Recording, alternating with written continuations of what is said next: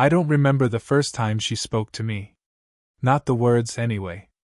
I remember the way she tilted her head, the pause she left hanging in the air, and how her eyes seemed to land somewhere between polite acknowledgement and something heavier. It was at the coffee shop across from the office. Same chipped marble counter, same too loud espresso machine that drowned out most conversations. I went there most mornings before work because I didn't want to sit at home any longer than I had to. Silence in an apartment can start to feel like static after a while. That morning, I'd been standing in line, scrolling through a half-written text to nobody in particular, when I heard her laugh. Not at me. Not really at anything specific. Just a low, unhurried sound she gave her friend across the table. It cut through the noise in a way that made me look up. She was older than the usual crowd there, mid-40s maybe. Dark hair tucked behind her ear, silver at the edges like she wasn't trying to hide it. She wore a navy sweater, sleeves pulled down past her wrists, her hands circling a ceramic mug as if it grounded her. When I reached the counter, the barista didn't even ask. "Black coffee, medium," she said, and I nodded. But before I could pay, the woman at the table raised her hand slightly, half wave, half command. "Put his on mine," she said. Her voice was smooth, not loud, but it carried. I blinked at her, caught between embarrassment and something that felt like gratitude. "You don't have to," I started. She shrugged. "I know." Then, with the faintest smile, "Considerate interest." Her friend laughed at that, but she didn't explain further. Just sipped her drink, eyes flicking to mine and then away like she hadn't said anything strange at all. I carried my coffee to a corner table. Tried not to keep looking. Failed. I watched the way she folded a napkin over and over, creasing it against the table's edge. Her friend talked more than she did, hands moving, but it was her silence that filled the room. It should have been nothing. A kind gesture, a line I could laugh about later. But for the rest of the day, I kept thinking about it. In the middle of a spreadsheet. On the elevator ride home. Even while heating up dinner I didn't really taste. I thought about her hand on that napkin. The way she seemed to listen more than she spoke. How she made me feel noticed in a way that was almost unsettling. That night, I opened my phone and typed a message to no one. Why me? I stared at it for a long time before deleting it. The next morning, I told myself I'd avoid the coffee shop. Go somewhere else. But habit has a way of pulling you back. She was there again. This time alone. A book open in front of her, glasses low on her nose. She looked up when the doorbell chimed. Her eyes found me before I could look away. "Morning," she said, like we'd been doing this for years. And then, almost as if she'd been expecting me. "Do you drink in the evenings?" I froze, half smile caught on my face, unsure if she meant coffee, alcohol, or something else entirely. That was the first time I realized she wasn't just being kind. She was opening a door. And I couldn't decide if I wanted to step through it, or run out. I told myself she was just making conversation. A throwaway line, nothing more. But when she asked if I drank in the evenings, her eyes lingered like she was waiting for more than a yes or no. "Sometimes," I said, trying to keep my voice casual. She closed her book, marking the page with her finger. "Then maybe you'll let me pour you one sometime." I must have smiled too quickly, because she laughed softly, as though she'd caught me tripping over myself. The laugh didn't feel cruel. More like she understood what it was to be caught off guard. We didn't meet that night, or the one after. But a week later, when my boss invited me to his house for a small gathering, I saw her again. She moved through the living room like someone half present, half removed, greeting people politely, then retreating back toward the kitchen with a glass in her hand. When she saw me, she tilted her head. That same half-wave as at the cafe. "Coffee boy," she said under her breath, almost like she was naming me. I followed her into the kitchen, where a pot of tea steamed on the counter. She poured some into 2 cups without asking. "Your husband didn't mention you'd be here," I said before realizing how strange it sounded. Her mouth curved. "And yet here I am." She handed me the cup. Her fingers brushed mine, just lightly enough that I wasn't sure if it was an accident. We sat at the small table in the corner. The sound of people laughing drifted from the other room, but here it was quieter. She leaned her chin on her palm, studying me in a way that made my throat dry. "Why'd you move here?"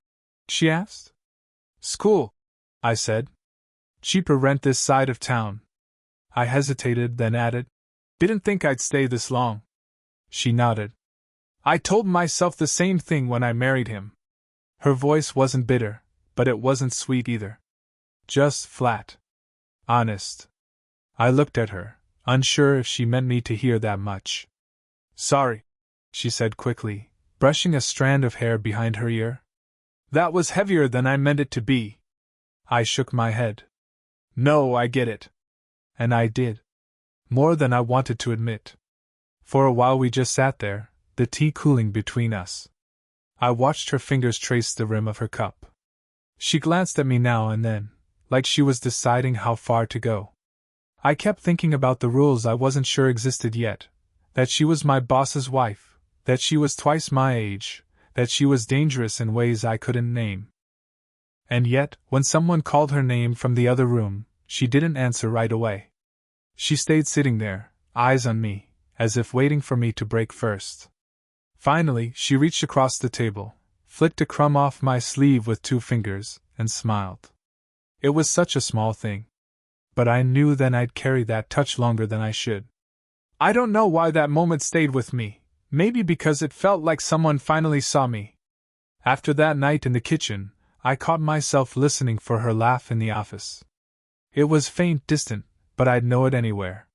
My boss talked about her sometimes, little offhand remarks about dinners or errands, and every time he did, I had to remind myself to look busy, to keep my face neutral. We didn't see each other again until the following Friday. I was leaving late, the building half empty, when she appeared in the lobby with a paper bag in her arms. She looked surprised to see me, then smiled like she wasn't. "Take out for him," she said, lifting the bag slightly. "He'll forget to eat otherwise." I nodded, though I wasn't sure if she was explaining or excusing herself. She glanced at the stack of papers in my hand. "Working late?" "Trying to," I said. "Mostly staring." Her laugh was quiet, almost private. "Story of my life." We ended up walking out together. The night air was cool, carrying that faint metallic smell after rain. She slowed her steps so we moved side by side. "I shouldn't," she started, then stopped. Her eyes shifted away, toward the streetlights. I waited. Silence stretched. Finally, she shook her head. "Never mind." I wanted to ask. I didn't. Instead, I carried the quiet between us like it meant something. At the curb, she adjusted the bag against her hip. "Well, this is me," she said. And then, softer, "Good night." I almost told her she didn't have to go yet. That she could stand here with me a little longer. But before I could, headlights cut across us. Her friend, the same one from the cafe, pulled up, window rolling down. "Need a lift?" she called. Her eyes flicked to me, quick but sharp, like she was reading something I hadn't said out loud. The woman's shoulders stiffened. She gave me a small, unreadable smile before sliding into the passenger seat. I stood there until the taillights vanished, wondering if her friend saw too much. The next week, she came to the cafe alone again. I hesitated before sitting down across from her. "You're brave," she murmured, not looking up from her cup. I tried to joke. "What's the worst that happens? You steal another crumb off me?" She finally met my eyes, and there was something there. Warmth, yes, but also a warning. "Don't tempt me." The space between us felt sharper than it should. She reached for her mug, and I reached at the same time, our hands brushing. Neither of us moved right away. Her thumb grazed my knuckle, just barely. And then she pulled back. Too quick. Like she'd burned herself. We sat in silence. My heart was pounding in a way that had nothing to do with caffeine. I wanted to lean in. To close the gap. And for one suspended second, I thought she might let me doubt it happened after work, on one of those evenings when the sky couldn't decide between daylight and night. I found her outside the building, sitting on the low wall near the parking lot. A paper cup in her hands, untouched. She looked like she'd been waiting for something, though maybe not me. I sat down beside her without asking. The silence stretched, filled by the hum of traffic and a single crow somewhere overhead. "You're quiet," I said. "I'm always quiet," she replied, not looking at me. Her fingers tapped the lid of the cup, restless. I watched them, wondering if she realized how much they gave away. After a moment, she spoke again. "Do people talk about me? At work, I mean." I hesitated. "Sometimes." "What do they say?" "That you're beautiful." The words slipped out before I could dress it up in something safer. She finally turned to me. Her eyes held mine longer than they should have, and then she laughed, but it sounded fragile. "Beautiful. That's funny." "Why?" "Because I'm not supposed to be that anymore." She shifted, pulling her sweater tighter around her shoulders. "I'm supposed to be stable. Presentable. The kind of woman you nod politely at and then forget." I swallowed, unsure what to do with her honesty. "I don't forget you." The words landed heavier than I meant them to. She looked at me sharply, as if to measure how much I meant. "That's the problem," she whispered. We sat there, the air between us turning sharper, more exposed. I could feel her pulling away and leaning closer all at once. "I shouldn't be here," she said finally. "You're not doing anything wrong," I said too quickly. Her hand tightened on the cup. "Not yet." That silence felt longer than all the others. She didn't look at me, but I saw her throat move as she swallowed. "I think about it," she said quietly. "More than I should. What it would be like to forget the rules. Just once." I didn't breathe. My mind raced with every version of just once she might mean. She turned then, her face closer than it had ever been. "Do you?" she asked. It wasn't a challenge. It wasn't even seductive. Just raw. Vulnerable. My answer caught in my throat. I nodded, almost ashamed of how quickly. Her eyes softened, but only for a moment. Then she leaned back, like she'd almost crossed something she couldn't return from. The cup between her hands trembled slightly. We both stared at it, as if it might give us an excuse not to look at each other. And then she asked, her voice barely audible, "What happens if we don't stop?" The next morning, she wasn't at the cafe. I told myself not to notice. People have lives, schedules. But the second morning, and then the third, the absence started to feel deliberate. The chipped mug on her usual table sat untouched. The napkin holder still full, no careful creases left behind. I still ordered coffee. Still sat in the corner, pretending not to watch the door. At work, she didn't come by. No half smiles in the hall, no faint laugh in the distance. My boss mentioned her once in passing, something about her spending more time at her sister's. I nodded like it meant nothing. But at night, I kept replaying her question, "What happens if we don't stop?" A week later, I saw her again. By accident. She was outside the grocery store, slipping a bag into the trunk of her car. Her hair was pulled back, no makeup, a soft tiredness around her eyes. She looked more like herself, somehow. I almost called her name. Almost. But then a teenage girl appeared from the passenger seat, holding another bag. Her daughter, maybe? I'd never asked, never been told. The girl said something, and she laughed, an easy, unguarded sound that I realized she never used with me. I stood frozen by the carts until they drove away. After that, something shifted. She didn't vanish completely. Some mornings she'd be at the cafe again, but she kept her eyes on her book. When I tried to sit across from her, she closed it, smiled politely, and left early. It wasn't cold, not exactly. Just unfinished. Like she'd erased half the page and forgotten to rewrite it. Once, I caught her alone in the hallway at work. She looked at me like she might say something, her lips parting, then pressing together again. Finally, she murmured, You should focus on your own life. It stung more than if she'd ignored me outright. That night, I typed a message. I don't know what I did wrong. I stared at it until the words blurred. Then I erased them. The cafe seat stayed empty the next morning. The chipped mug replaced by another customer's paper cup. I didn't feel heartbroken. I felt paused. Like life forgot to finish the sentence. It was late when it happened. Later than I should have been out, wandering the quiet streets after work. I'd passed the cafe without meaning to, and then somehow my steps carried me toward her house. The porch light was on. Not bright but warm. Like it was waiting for someone. I almost kept walking. Almost. But then the door opened, and she stepped out with a bag of trash in her hand. She froze when she saw me on the sidewalk. For a moment neither of us moved. Then she set the bag down gently by the bin, brushed her hands against her sweater, and said, "You shouldn't be here." "I know," I said. My voice sounded steadier than I felt. She sighed, looking past me, then back again. "You make things complicated." "I don't mean to." "I know." Her tone softened, but her eyes didn't. "That doesn't make it easier." Silence pressed down. I shifted my weight, wishing I'd rehearsed something better. Finally I said, "You just disappear. And I don't know what that means." Her face tightened, like I'd hit something she'd been holding shut. She leaned against the porch rail, folding her arms. "I have a daughter," she said quietly. 17. She doesn't need me making mistakes that follow her.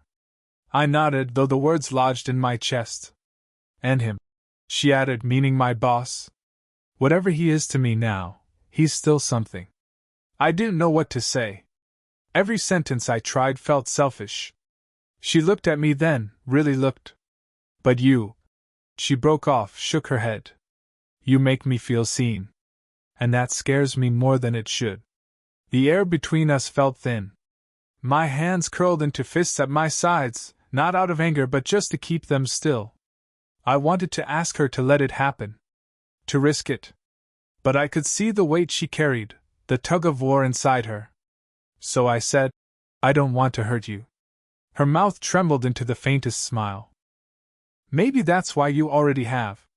That silence stretched the longest of all. And then she stepped down one stair, close enough that I could smell the faint trace of her shampoo. She reached out, not to hold my hand, but to touch the edge of my sleeve. Just 2 fingers, resting there. I didn't move. Didn't breathe.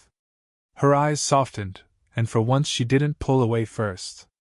"Okay," she whispered. It wasn't a promise. It wasn't even an answer. But it was enough. Time didn't rush after that night. It drifted. Days of nothing. Weeks where everything felt half unfinished. But slowly, without either of us saying so, we began to fold each other into our routines. Sometimes it was the cafe at 8:47 a.m., when I'd already be there, and she'd arrive with that navy sweater, eyes tired but soft. Sometimes it was the bench outside the office, where we'd sit after work with tea cooling in our hands. She never asked if I wanted sugar. I never asked if she wanted company. We just knew. It didn't turn into some grand declaration. No kisses in the rain, no whispered vows. It was smaller. Real. She'd text me a half-thought, "Forgot my keys again," and I'd send back a dry reply about leaving them tied to her teacup. She'd laugh when we met the next morning, shaking her head like I'd said something absurd. There were still silences. Some stretched too long, full of everything we couldn't say. But others became comfortable, like breathing. Her daughter knew, eventually. Not because we told her, but because teenagers see more than they admit. One evening she left us tea on the kitchen table, and went upstairs without a word. We sat there, listening to her footsteps fade, the moment heavy but strangely gentle.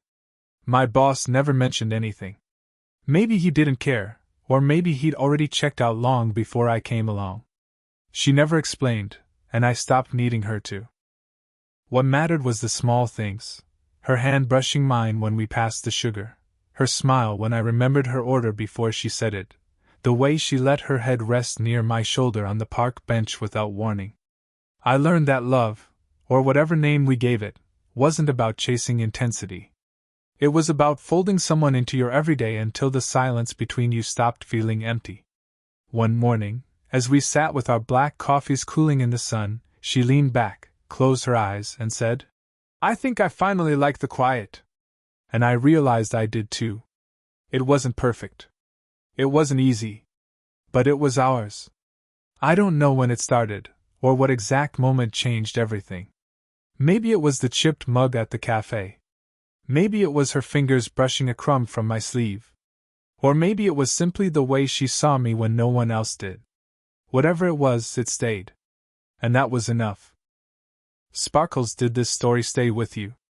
What kind of quiet, real love stories do you want to hear next?